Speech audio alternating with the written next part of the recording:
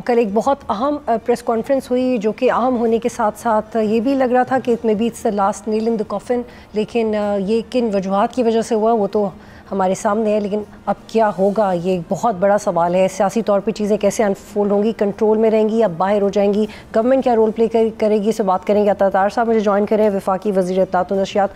बहुत शुक्रिया minister for joining in the show. कल आपका भी इस हवाले से रद्द-ए-अमल आया और ख्वाजा आसिफ ने कहा कि DGISPR ने तो अभी बहुत मोहतात अंदाज में बात की है। क्या इससे ज़्यादा भी कहा जा सकता था? क्योंकि एक ये भी राय आ रही है कि it could be said differently, लेकिन आप ये कह रहे हैं कि जो हुआ ठीक हुआ। देखिए, एक तो I endorse every word that he said. हम मुकम्मल तौर पे जो उन्होंने कहा उसकी तौसीक करते हैं और उसको एंडोर्स करते हैं, और हम ये समझते हैं कि इस मुल्क की फ़ौज के ऊपर, इस मुल्क की सालमियत और इसके दिफा के ऊपर और फ़ौज के सरबराह के ऊपर ज़ाती मकासद के लिए और ज़ाती अना की तस्कीन के लिए जो हमले किए जा रहे हैं तरीके इंसाफ की तरफ से, वो काबिल कबूल नहीं हैं। आप इश्यूज़ की बात करें ना, ये गवर्नेंस की बात क्यों नहीं करते? ये आए हमें कहें कि जी हम आपको KP की गवर्नेंस दिखाते हैं पिछले 12.5 साल की, बैठें उस पर बात करें। और आप आए पंजाब की हमें दिखाएं, वफाक की हमें दिखाएं कि जब वफाक में PTI की हुकूमत थी तो क्या डिफरेंस था, अब क्या डिफरेंस है। इकोनॉमी के हवाले से, एक्सपोर्ट्स के हवाले से, फॉरेन एक्सचेंज रिजर्व्स के हवाले से मीनिंगफुल इश्यूज पे बात नहीं होगी। ये जब भी बात करेंगे ये फौज पे अटैक करेंगे, इंडिया के अकाउंट्स उसको पिक करेंगे, अफगानिस्तान के अकाउंट्स उसको पिक करेंगे, और एक तूफान बदतमीजी बरपा होगा, क्योंकि that's the only thing they know. इनको गवर्नेंस तो आती नहीं है तरीके इंसाफ वालों को, ना ही इनको कोई सोशल इश्यूज का पता है, ना इनको पता है कि विमेन एम्पावरमेंट क्या होती है, ना इनको पता है पॉवर्टी रिडक्शन किसे कहते हैं, ना इनको पता है कि सोशल सेक्टर्स को अपलिफ्ट किस तरह किया जाता है। ये हमेशा जब बात करेंगे तो ये गालम गलोच पे करेंगे। एक मुलाकात जेल में होगी, निकल के फौज के सरबराह के खिलाफ जो है वो ट्वीटें करना शुरू कर देंगे, पोस्ट करेंगे सोशल मीडिया के ऊपर। तो देखिए, जो भी बात DGISPR ने की बिल्कुल ठीक की, और मैं भी ये समझता हूँ कि अभी बड़ी मोहतात बात की, there is a lot that could have been said, और हुकूमत बिल्कुल इस पे बिलीव करती है कि ये अब टाइम आ गया है कि इनको कंटेन करना होगा, अदरवाइज ये मुल्क की दिफा को नुकसान पहुंचाएंगे। और ये जो बयानियां बिल्ड करने की कोशिश कर रहे हैं, this is detrimental to Pakistan security. ठीक है, अता साहब ये बताइएगा कि ये भी कहा गया कि हमें ये कहने की ज़रूरत खुद इसलिए पेश आई क्योंकि हालात इस नहज पे पहुंच गए थे और हमें डायरेक्ट होना पड़ा। इसमें ये सवाल उठ रहा है कि गवर्नमेंट अपना रोल वो प्ले नहीं कर सकी PTI के मनफी नैरेटिव को तोड़ने के लिए, जो आप समझते हैं इसीलिए फिर उनको सामने आना पड़ा। मैं इससे एग्री नहीं करता। मैं समझता हूँ कि हमारी बड़ी बड़ी सिनर्जी है इवन इन्फो डोमेन की ISPR के साथ, और मैं ये समझता हूँ कि ऑब्वियसली उन्होंने एक ये जरूरी था उनका आना, बिकॉज एक डायरेक्ट अटैक था, और हम तो रोज इस पे बात करते हैं और रोज इसको काउंटर करते हैं। और अगर आप बयानिए की बात करें तो आई थिंक जंग के दौरान आपने देखा कि एक सैनर्जाइज्ड एफर्ट था और एक भरपूर तरीके से बयानिया बनाया गया, और अभी भी हम पूरा एक हमारी कैपेसिटी है इसको डील करने की।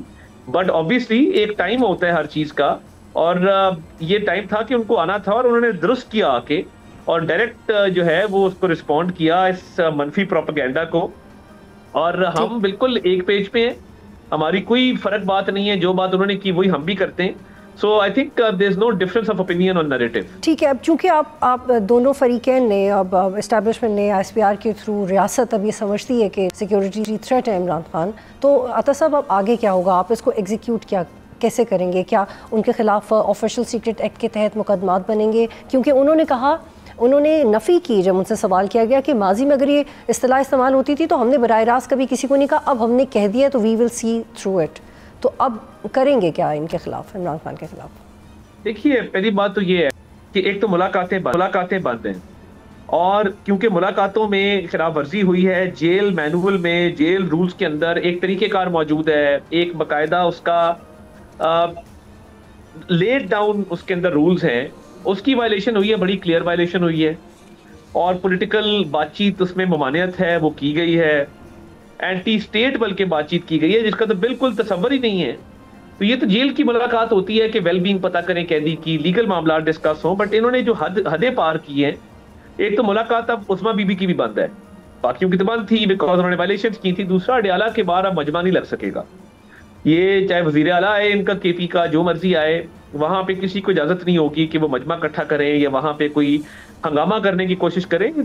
इस पे भरपूर जो है वो एक्शन लिया जाएगा कानूनी तौर पे। और ये जो रोज का एक वहां पे कोशिश करते थे कि एक स्टैंड ऑफ हो, उसकी अब इजाजत नहीं है। एंड देखिए बाकी भी मामला अगर आप देखें, अभी इनको सजा हुई है 190 मिलियन पाउंड के मेगा करप्शन केस में। इनकी जमात का निशान गया है, इन्होंने पार्टी इलेक्शन अपने नहीं कराए, इनकी अपनी गलती है।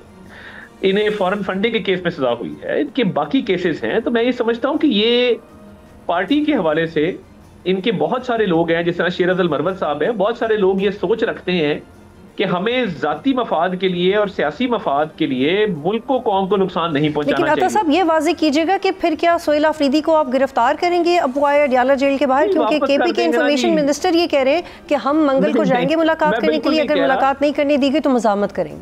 नहीं देखें, चीफ मिनिस्टर को तो वापस कर देंगे ना, चला जाए वहां से। मतलब वो कॉन्स्टिट्यूशनल ऑफिस होल्डर है, जाए अपने सूबे का काम करें। वो ये मैंडेट तो नहीं लेके आए ना कि उन्होंने जेल के बाद इंतजार करना है। मैंडेट तो लेके आए हैं कि केपी के लोगों की खिदमत करनी है, हेल्थ में, एजुकेशन में काम करना है, सोशल सेक्टर्स में काम करना है, इंफ्रास्ट्रक्चर डेवलपमेंट करनी है। तो वो ये मैंडेट लेके आए थे। अब उनको ऑब्वियसली वहां से वापस करेंगे। बट हैविंग सेड दिस, देखिए मुल्क दुश्मनी में आप अल्फाज के अलावा क्या कर सकते हैं? आप IMF को लेटर लिख सकते हैं कि मुल्क को बेल आउट ना किया जाए, और ये दुआ कर सकते हैं कि मुल्क डिफॉल्ट कर जाए, आप कर चुके।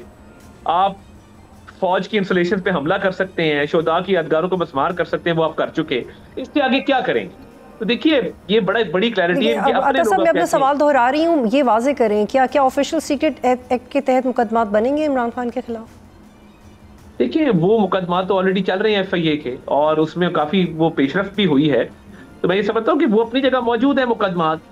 लेकिन नेशनल थ्रेट उसमें यही चीजें हैं, उसमें सारी यही चीजें हैं। दूसरी बात ये है कि उनकी पार्टी के लोग अब ये काम नहीं करना चाहते। वो कहते हैं हमारी मजबूरी है, हमें ये मजबूर करता है इस चीज के ऊपर।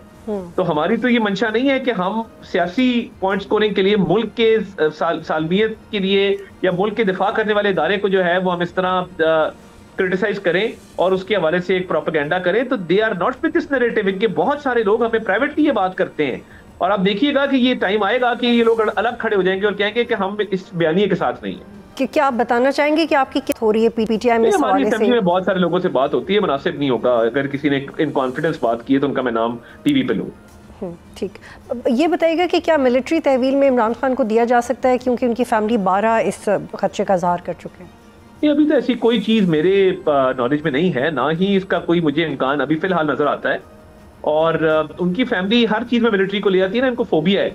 ये चाहती है कि कोई भी मामला खराब हो तो ये उसमें फौज को ब्लेम करें।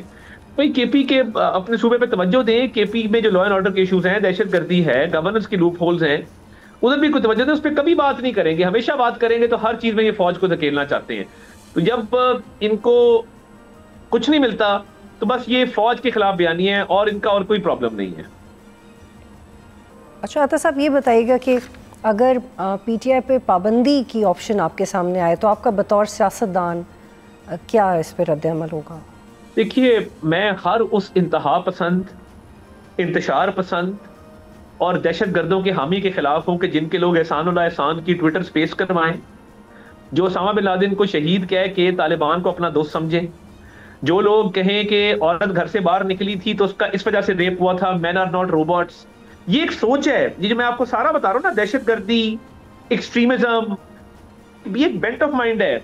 और जो लोग जत्थों को लेकर सरकारी इंस्टॉलेशंस को डिस्ट्रॉय करें, जो कैप्टन कर्नल शेर खान जैसे शहीद के मुजस्मे को मस्मार करें, उसकी बेहुरमती करें, इन पे तो बहुत पहले पाबंदी लग जानी चाहिए थी। मेरी तो बिल्कुल राय इस पे क्लियर है।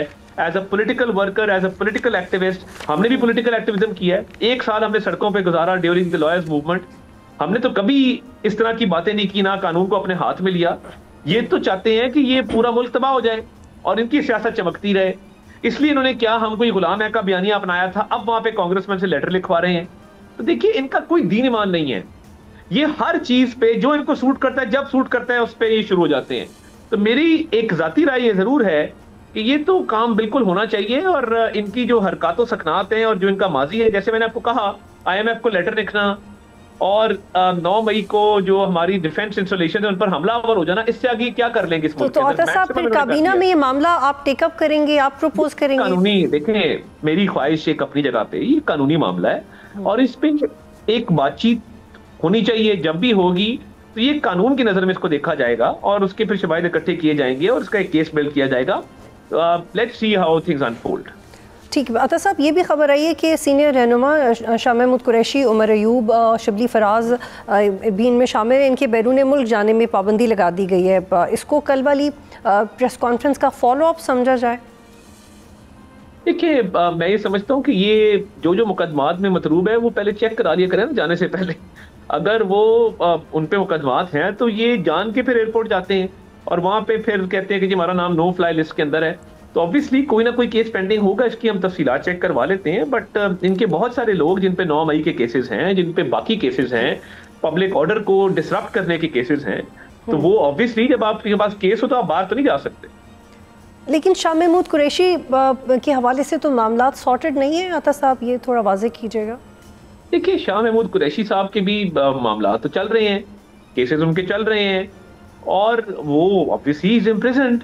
तो let's see how things unfold. But मैं कोई ऐसी चीज से प्रीवी नहीं हूं कि उनके मामला को रिजॉल्व हो गए हुए हैं या उनका कोई लीगल केस में उनको कोई ऐसे शवाहिद सामने आ गए हैं कि वो बरी हो गए हैं या उनको कोई बेल मिल गई है। ऐसी चीज मेरे नोटिस में नहीं है। अता साहब, कल हमारी कुछ और उन लोगों से बात हुई जो कि रिसेंटली बहुत कोशिश करते रहे कि वो गवर्नमेंट के साथ इंगेज करें। उनकी शाह महमूद कुरैशी से हॉस्पिटल में भी मुलाकात हुई, तो जब हमने फॉलोअप के लिए उनसे पूछा कि अब आप क्या करेंगे, तो उन्होंने कहा हम अपनी कोशिशें जारी रखेंगे। तो अगर PTI के वो लोग तो आपसे बात कर ही रहे हैं, लेकिन जो एक्स PTI के कॉलीग्स मामला ठीक करने की कोशिश करें, अगर वो आपसे रब्ता करें तो आपका क्या रद्द-ए-अमल होगा? देखिए, उस पर फवाद चौधरी साहब ने एक इनिशिएटिव लिया और हमने उसको वेलकम किया।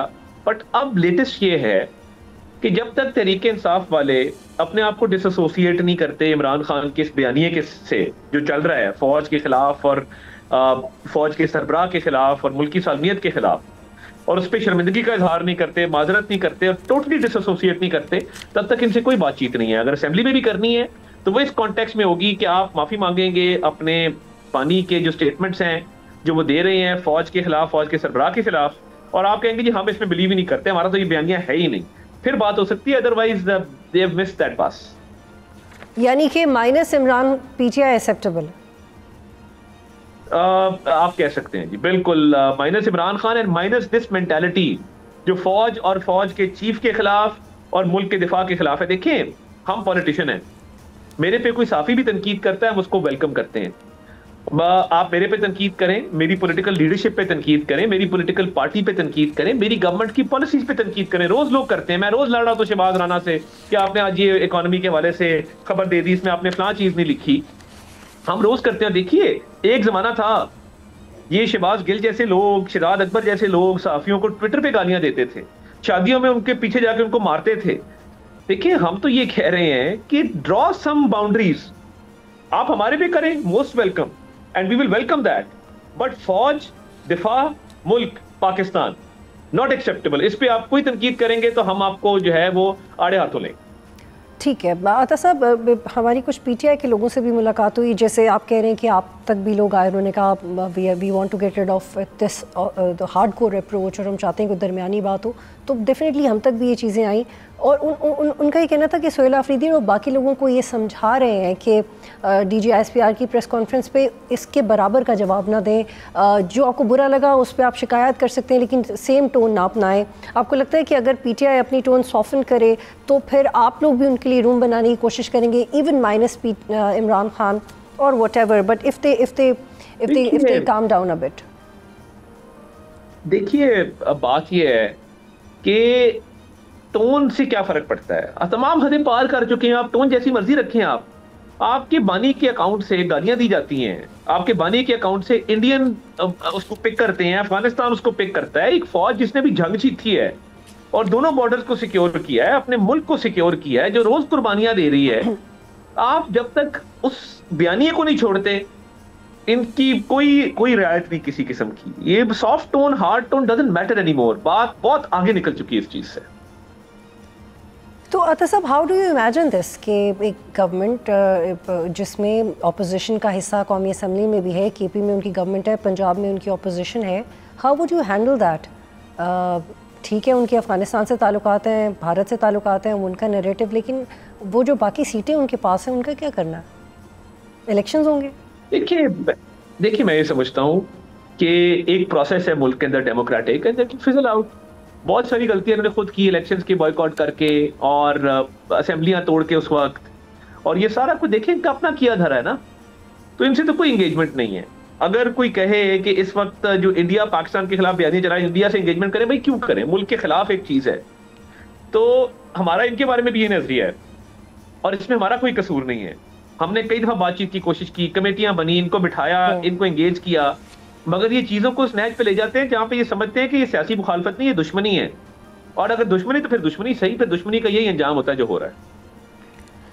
अता साहब, एक ये भी सजेशन आई कि एक नेशनल डायलॉग की ज़रूरत है। मुस्तफ़ा नवाज़ खोखर ने भी कहा, और इज़ वेरी सेन पॉलिटिशियन, बड़े हम्बल हैं, उन्होंने कहा कि कौमी मकालमे की ज़रूरत है और ये करना चाहिए इस वक्त। देखिए, कौमी मकालमा जो है वो तमाम उन लोगों से होगा जो पाकिस्तान और पाकिस्तान की फौज और पाकिस्तान की सालमियत और पाकिस्तान के दिफा के हक में है। जो कोई इसके खिलाफ है उससे कोई बातचीत नहीं है, इट्स वेरी क्लियर। और देखिए, अगर कौमी बयानिया को बनना है या कौमी को डायलॉग होना है तो उसमें ऐसे लोग क्यों बैठे हैं कि जो पाकिस्तान को कहते हैं कि जी डिफॉल्ट कर जाए, जो कहते हैं कि जी पाकिस्तान के टुकड़े हो जाए खुदा ना खास्ता, तो इन लोगों से कोई बातचीत नहीं है, ना ये किसी प्रोसेस का हिस्सा होने चाहिए। अच्छा, ये बताइएगा अता साहब कि गवर्नर राज के चांसेस कितने हैं केपी में? देखिए, ये एक ऑप्शन मौजूद है, it's a serious and constitutional option which is available to the government. ये डिपेंड करता है सीएम केपी के बिहेवियर पे। जैसे भी एनएफसी की मीटिंग में आए, बड़ा खुशाइंद है, वेरी गुड। अगर वो बिहेव नहीं करेंगे और वो मामलात को खराब करेंगे और वो नेगेटिव होंगे towards governance, towards people's issues, towards counter terrorism, towards law and order, तो फिर देखिए जब गवर्नेंस का गैप होगा वो तो फिल होना ही होना है और लाजमी होना है। तो लेट्स होप के बेटर सेंस प्रिवेल्स और ये बिहेव करे। आखिरी सवाल, ये भी रिपोर्ट किया जा रहा है कि there is a slight friction between establishment and government. एक पेज पे शायद नहीं है, परफॉर्मेंस की वजह से।